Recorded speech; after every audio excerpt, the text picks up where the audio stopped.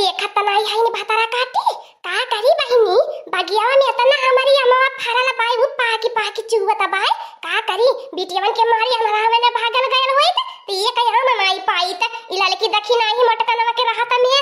यही के मारे बहिनी अपने तीनों बिटियन के ससुरे से बलाई ली है बाटी अदेसियावा अम्मा त खब चूसई में नीक लागला हमारे बिटियावन के बहुत नीक लागला लाई चली बहिनी खत्ते से घर में भीतर आई गई नहीं तो मटकनवा भैंसिया देखी जाए तीन कया मनाई हमारे बिटियन के घर भीतर जाए देई बिटिया तो बहिनी हमारे जान परानी बाटी अदियावा बताइए भतार काटी कवने वाले में हां बहिनी अगर हमारे बिटिया खाए पी लिए त जानी ला सब खाए पी ले हले लाई चली घर में चोरवाई के धई देई अब मुंह धोए धोए दई देबे चूसी खाई ली है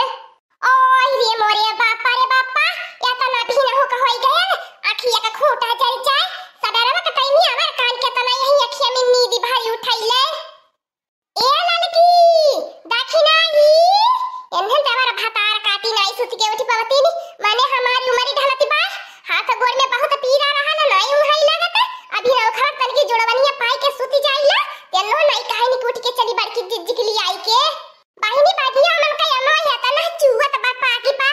भतार काटी अब दूसरे बिन के उठा ले जे हमने ये कया मनाई पाई बे हे लड़की देखी नहीं भतार काटी अब ही तो दिन का भोर भी ना का सदिया नहीं भयल इन्हें देवर भतार काटी जियारा लाई के सुलगाई के धई दी है बाटी नी का हमार बड़की जिज्जी भोरे सुते के नरक मचाए रहाइलू लाउड स्पीकर की नहीं चिल्लाती रहाइलू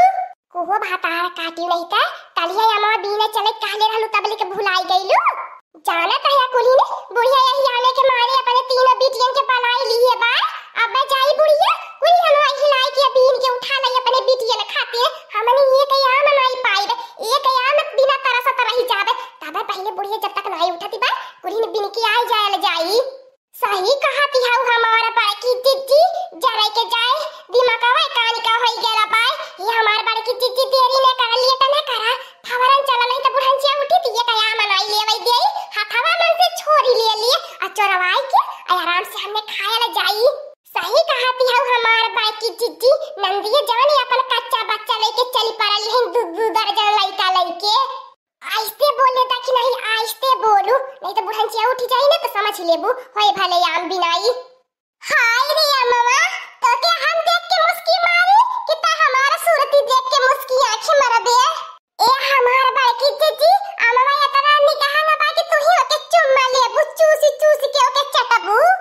ओहो हमार बड़की जिज्जी पेड़ावा पियाता नहीं अम्मा पाक के लालरी भायाला बाय पियर देखे लारी टपकती बाय को हमार बड़की जिज्जी तुहे कुछ समझ में आयल कि नहीं बतावा ले दूध झगवा आम चुगत रहल है आज भैया तू चट्टी आम खाली ले चुगल लौकत बा अबानी अम्मा का भैयाले ई तो बातिया सही कहती है ये लड़की हम तो ओकर ध्यान नहीं देत बाती ऊपर आए वो तक लेके चेक करेंगे आखिर अम्मा आज भैया का हां हमार बड़की जिज्जी हमने पीन के लाई जात रहनी आराम से चूसत रहनी है आज अम्मा का होई गेल लगत है कौन भतार काटी गवा गड़वा मन के बीनी लई गईली और भतार काटी लगन तो पहले सुती उठा इतने मेहनत से रखाई गेल अब जब आम पाका चूहे लागल तो हाय चापती बाय ए हमार बड़की जिज्जी आज चूहा नहीं मिलल ते पेड़ा पे हम चढ़ के हिलावत बाटी और तहन लोगन बीनी लिया हां हमार बड़की जिज्जी लड़का बहिनी ठीक है कहती बाटी नी आई आते हम खाए ते चाहबे करी अब नहीं जब चूहा मिलल तो हिलाही के पारी तब तक नहीं चढ़ जब पेड़े पे फटा से झटा से आ चढ़ के हिला जब तक बूढ़ा सुत के उठ नहीं पावे आ तब ले घर में ले चल के भीतर आई चलल जाई हे लड़का बहिनी तनी धक्का मारे पेड़ा चढ़ी हमें अब हमरे नहीं चढ़े आवत आई गले भतार काटी चिंता न करा हम ही धक्का मारत बाटी तहन लगन भतार काटी चूल्ही बासन करे के बजला आई के बगिया में काम करती बाटू अरे हमारी अम्मा तो हो जवानी बाटू हरदम बिजुली की नहीं तड़कती रहाइलू मैंने बतावा हमारी अम्मा आ बगिया में अम्मा चुवत बाय बिना नहीं आई तो गांव गाड़ा के बीन के उठा ले जाइए एको चीखा चाटे के पैबू अब है तहन लगन चिंता न करा भतार काटी लगन अम्मा बिना खाते न बइन हम जिंदा बाटी जिंदा पेड़ से जानी आम चुई जाला उहे नी आम होला तहन लगन पेड़ पे जाती हो जबरदस्ती होके हिलावा हमार बिटिया तीनों का करी है ओने ना एको खाइए पी है आम गइरो नाई भतार काटी सन नाई मारी के घरे अका दो जन चुई लइके अब आई खाई लिया ये देख लिया हमार बड़की जिज्जी इतना मेहनत से रखाई हमने कुलिकारी हमने आया में चुगल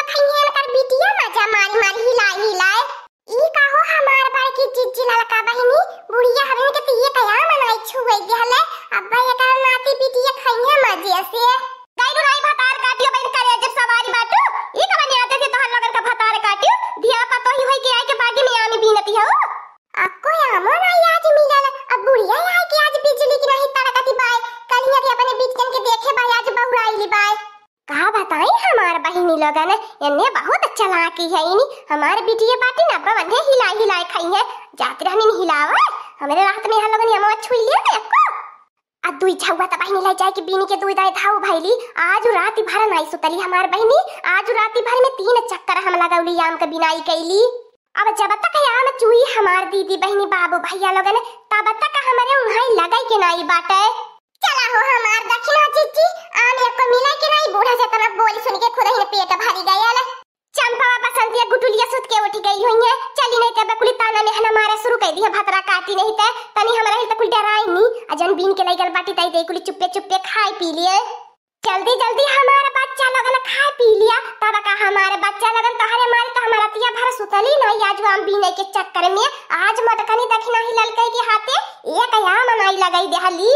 ता हमारी अम्मा कहता नी की हाई कहता ना ते अपने बिटियावन के मान ली हमारी अम्मा तो हो जाने बाटो धिया नहीं ता का मानी ला अब बिटियावन के नहीं मानब जानत तक के मानत जाने जा भला मैंने के बात तो हलवन के अलावा हमारे या बच्चा लोगन गुटुलिया कहां गईली का बताई अम्मा पता न कान का तीनों भौजियों के सीखा पढ़ाई दिया बाटी नी उ तीनों भौजाइन का हरदम गुणगान करती रही है ए अम्मा गुटुलियों के नयानो के बारे में बताई नहीं तो गुटुलिया बताई दे आ ढो ढो तीनों भौजाइन के लाई जाई के दई देई ई दई दे हम गुटुलियों के हिस्सा आया मामा हमें अपने लइकन बच्चन के खियाए जब हमारी अम्मा देखलू हो हमार बारे की चिच्ची देख लातिया का चुआ लगा मामा कहां गया ले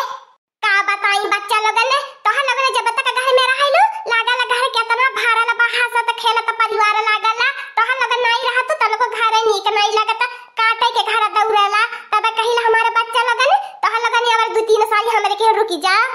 जा हमारी अम्मा 2-3 साल कौन मंगनी का बा हम सोचत बाटी हमारी अम्मा कि यही रुकिए जाए जब तक लइके हमारा सयाना न हो जा कमाए लायक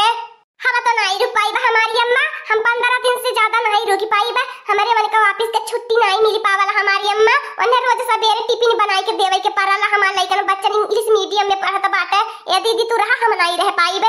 तिया खाती हो ये कर बसंतिया का हमार बाई की चिच्ची अब यही ने आशा भातार काटी लेवे के सोचती बाई अब हमने के करेजे पे मुंह दरी मुंह ये बच्चा लगन का भाई कहीं ता लगन खाए पीना वाला तब लड़की दक्षिणा ही मटका नवा आई चाहिए ये कया ना तू खाना लेवे दी है हम तो कहिला हमारी अम्मा जब तक हम चूहा तबाई आयने से झगड़ा करके काहे ना नैहर खदेरी देती तब हमने और आराम से खावे तब चोरी चुपे नहीं खाए पिए के परी हे देख लिया भातार काटियो जबने थालिया में खाती है वही थालिया में छेद करल चाहती है इनी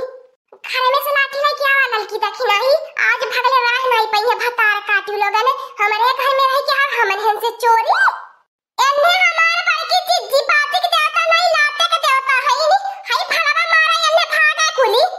आज तक बुढ़ंचिया हमने से तो कहिया हंस बोल के तो बात यही बे नहीं कही अब बिटिया आ जाएंगे तो बिटियन के खातेदारी में जुट जाले न रही पास हमार बड़की चिज्जी न बाजी बांसुरी लेकर बिटिया नहीं है न बुढ़ंचिया बौराई अपनी बिटियन के लइके अगठी यहां बुढ़ंचिया हमें के नहीं छुई देहला है अब अपने बिटियन खातिर 3-3 छौली आम लइके बैठली बाय तो चिंता काहे करता है लड़की दक्षिणा ही आज कुल यहां लगन के आम खावे निकाली लेबे करे अम्मा एने बौरा पगड़ाई गई है का आज आई काहे ने आज हमन के जान के दुश्मन बनली बाटी नी अरे हमारे बच्चा लोगन एने देख देख तू हरदम जाती रही नी तब हमारे बच्चा लोगन भागा आई दे अम्मा एने के झगड़ा कई के जब तक आम चूहा तबा या आम चूसा लाए का मुंह पर यही भला से त खो भी दे मुंह फातार काटियो आम खात रही जाबू ए लड़की दक्षिणा ही उठावा आम त हे देख लिया बुढ़ंचिया